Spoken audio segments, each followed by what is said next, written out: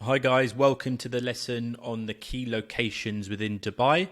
So in this one, I'll give you my take on a few locations, and obviously you can refer back to this document and perhaps have it by your desk or do some reading when you are exploring the various regions of Dubai itself. So it's very, very important to understand obviously the key tier one locations within Dubai, but you don't want to neglect the secondary areas. And by that, I mean areas that's perhaps a bit further out from the marina or downtown. Obviously, when you're looking and considering locations, you want to consider investment fundamentals, employment, education, investment, transport, etc., etc. And you want to consider your actual investment strategy. Okay, more on this later, but whether you're looking at a capital growth play or you're looking at renting to a long-term professional tenant or looking at tourists on the short-term let market, and obviously invest based on logical factors, okay? Like you're making a business decision, not an emotional, decision or not what feels right. It's got to be based on the numbers and the investment case. Okay, so I'm not going to go through every single location on this document because we'll be here all day, but I'm just going to run through a couple of the key areas so you've got a good understanding of the main locations to think about. So, first one, Dubai Marina, the first place that a lot of people either visit when they come to Dubai, but certainly from investment perspective, when myself and my team are discussing with investors what locations you're looking at, a lot of them will say the marina. Largely, this is because a lot of the people they've spoken to, friends and family, colleagues, etc., or perhaps themselves, when they visited Dubai, they've probably stayed in or went to visit in the evenings or the beach and JBR during the day, the marina itself. So it's really like one of the most obvious places that a lot of people, gravitate to effectively. So the marina is effectively a beachfront destination, a man-made marina, one of the first communities within Dubai. It's extremely mature as a micro market. I believe there's over 200 residential towers. It's extremely busy, obviously not during the summer, but, in peak season. And, it has the wow factor. When you look at a lot of images of Dubai, the marina is obviously the first one that comes up. That skyline is incredible. So, yeah, lots of restaurants, very busy, beachfront destination. You've got the actual, man-made marina itself with all the boats in, and then you can walk around that. But it is a very expensive market. The rental yields can be quite low on the long-term let market, given the price you're buying in at. However, the short-term let market and the demand in general is very, very strong. So it is a very interesting place to look at. Cool. Downtown Dubai. Now you flip to the other side of Dubai. So this is where the Burj Khalifa is located, which is obviously the tallest building in the world at the time of speaking. And then you've got obviously the Dubai Mall and a few areas nearby, but this is kind of more the key locations would really be the mall, and it's the opposite side of Dubai compared to the marina and the Palm Jumeirah. So you tend to get slightly less tourists overall, and in the nearby community slightly less tourists. However, there is still a great volume of visitors that go there for the restaurants, shopping itself, cinemas, etc., etc. It's kind of like the center of Dubai, really. Now, running around the outskirts of downtown Dubai, you've got Business Bay. Now, Business Bay was originally, as the name suggests, more of a commercial location. So as you can see in the bottom right of the document, you had lots of office towers. Now, Business Bay is a funny one because it is quite an old community. However, it's still being developed and built out. So a lot of downtown, there isn't really any plots remaining. And it's a very premium price tag, both to rent and to buy in. And Business Bay is kind of like the immediate vicinity of downtown Dubai. It's basically an extension of downtown. So it can make a really, really strong investment case because you're not buying the premium prices of downtown, yet you're still getting all the benefits, okay? You've got, a waterfront community. You're talking 4 or 5 minutes drive, you are in downtown. There's lots to see, lots to do around the area, and it is, very much got a lot of development still to go.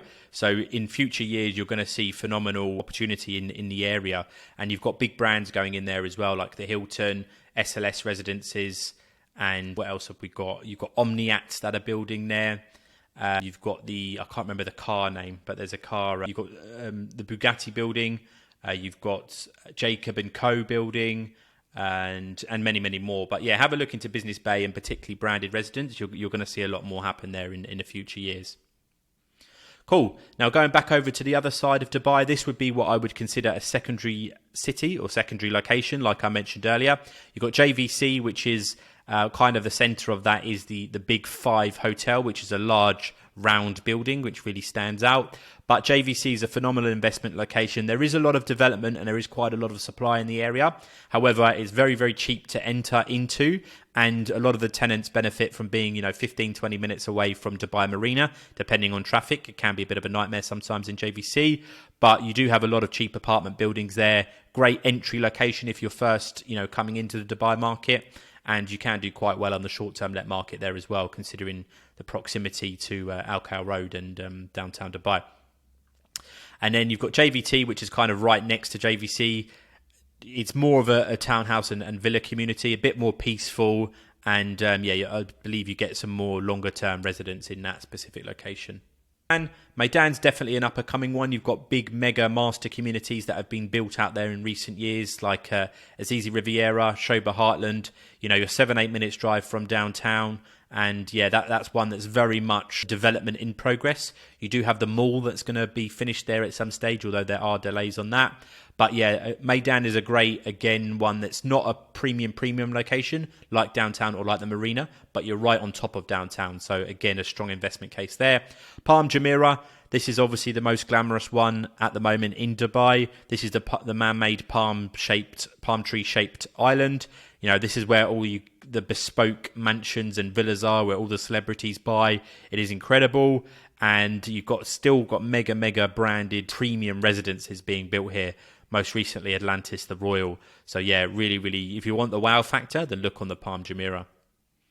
Studio City and Sports City, again, these are secondary locations. A bit further out now, you're talking 20-25 minutes to a key location. But again, great entry-level spots for, entering the Dubai market. And you do get a lot of teachers and nurses and stewardesses in these locations as well. Arabian Ranches, this is an old Imar community. I'm relatively familiar with this one because you do get a lot of British people that buy there. And it's basically, a bit further out, but it's very much a community of its own. So you've got golf courses, pubs, and, a few malls nearby as well. So yeah, a lot happening there. DIFC, going back over to downtown, this is very much the financial hub. For those of you that know the City of London or think of Wall Street, it's very premium. You've got a lot of high-end restaurants there and bars, and that's where all the banks will be based, and all the financial activities very much centered around DIFC. Very much an individual and unique community in its own right. Dubai Creek Harbour, this was positioned a few years ago as the new downtown Dubai. It's about a 10 minutes drive from downtown. They did launch the Creek Tower there. However, I believe that's being redesigned and rebranded now. But nevertheless, whilst it's been on the market for quite a while, Creek Harbour, it still does represent quite a strong investment case. It is going to be very, very special when it's all finished, but it is a huge community. So you're talking years until it's fully built out, but you do get some phenomenal waterfront destinations there, some very premium hotels as well, such as the Address that's gone in there. So it's a great opportunity. What I would say to investors and for clients and for your clients to think about as well is that when Imar release a new building there, it is in quite high demand. It is very expensive. The cash requirements in terms of the deposit levels are very high. It's very competitive, and the completion dates are very far away. So just be a little bit careful. I'd probably be looking more on resale and secondary market opportunities if I was buying into Creek Harbour, rather than buying the new launch or the new tower that's just come out from Imar, which every single agent will be selling and every investor will be looking at. In Dubai right now, many of you will know the airport that's being built there, which has got ambitions to be the busiest and the largest in the world. You've got the Palm Jebel Ali 2 going in, which is very nearby, and that's going to be twice the size of the existing Palm Jumeirah. You've got a few mega communities being built out there, so Azizi Venice. And then you've got Imar South as well. So, biggest developer in Dubai is building nearby. Very much, an area that's a long-term capital growth play. So you're not going to get huge amounts of tourists and long-term residents that will pay super premiums to be there. If you invest there, you have got to be aware that you are buying in a location which is more up and coming. and it's further out, and a lot of people look at the location and go, that's too far. But in 5 years' time, when the infrastructure's there, you would have made phenomenal capital growth, and you'd be sitting on an asset which is, in high demand as the infrastructure gets built out in the area. So it is an incredible opportunity. Don't write that off. Arjam, Silicon Oasis, again, secondary market or secondary tier cities or locations, should I say. But you can pick up some great little new developments in these locations, particularly Arjam. You've got a few boutique developers that are building some really, really nice products out there, and you're not going to pay the premium you see in other areas. So, yeah, definitely worth looking at and keeping an eye on as well.